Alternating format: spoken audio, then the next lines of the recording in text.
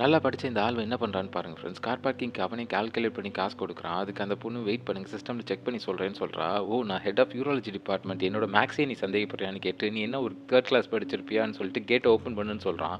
அந்த பொண்ணு யோசிக்கிறதுக்குள்ள ஹாரன் அடிச்சுக்கிட்டே இருக்கான். அத கேட்டு அந்த பொண்ணோட குழந்தை அழ ஆரம்பிச்சுடுறா.